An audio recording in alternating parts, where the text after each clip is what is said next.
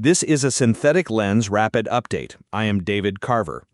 The story has moved again, and the cleanest way to say it is this. The Iran deal has reached its enforcement crisis before the first real negotiating round has even begun. Iran now says the Strait of Hormuz is closed again. The reason Tehran gives is not a new U.S. strike on Iran. It is Lebanon. Israeli attacks continued in southern Lebanon after reports of a renewed ceasefire between Israel and Hezbollah. AP reports that Israeli strikes on Saturday killed at least 16 people in southern Lebanon, including 2 children. That came after a heavier Friday exchange that killed at least 47 people in Lebanon and 4 Israeli soldiers. Iran's argument is simple. The interim U.S.-Iran agreement was not only about uranium and oil, it also called for military operations to stop on all fronts, including Lebanon, and for Lebanon's territorial integrity to be respected. Tehran is now saying if Washington cannot enforce that piece, then Washington is not living up to the deal. So Iran announced a closure of Hormuz.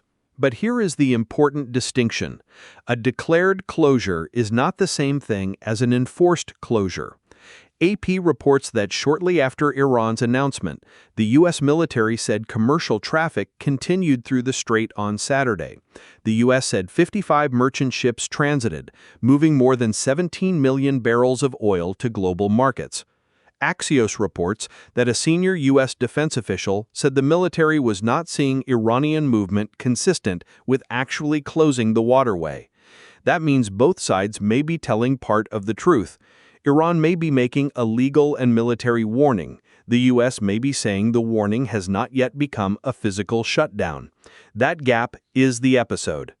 The deal has a paper layer, a diplomacy layer, and a behavior layer.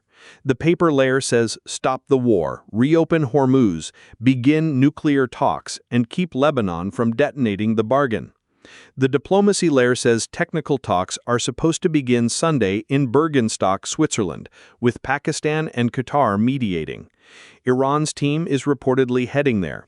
AP says the delegation includes Parliamentary Speaker Mohammad Bagher Kalibaf, Foreign Minister Abbas Araghchi, and central bank and oil officials.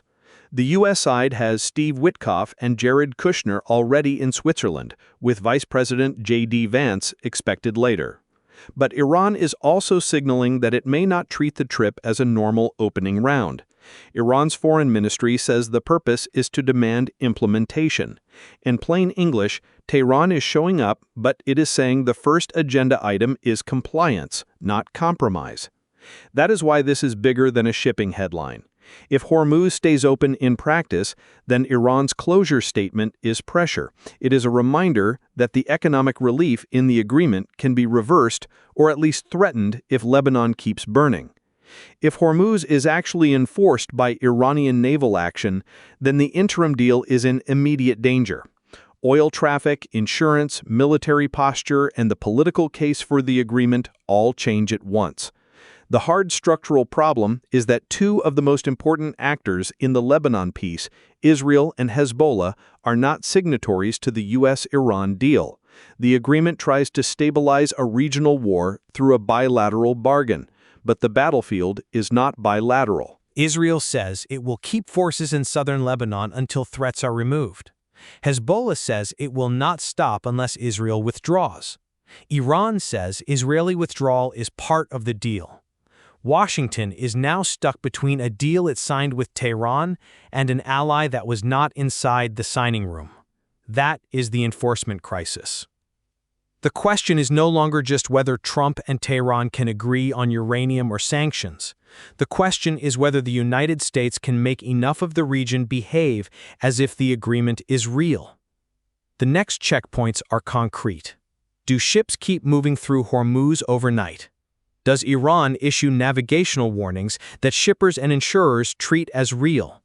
Do the Sunday talks actually open in Switzerland, and does the Iranian delegation sit for nuclear details or only deliver a complaint about Lebanon? And do Israel and Hezbollah stop firing long enough for the U.S.-Iran track to breathe? My rapid read is this. The deal is not dead. But it is no longer protected by the headline that it exists. It has entered the zone where every actor tests whether the paper has force. Hormuz is the visible gauge. Lebanon is the stress point. Switzerland is the next clock. If traffic keeps moving and the talks start, this may become a scary but survivable enforcement dispute. If the Strait stops moving, or if Lebanon keeps overriding the diplomacy, then the war-ending deal becomes another battlefield. This has been The Synthetic Lens. I am David Carver. Stay sharp, and we will keep watching the signal.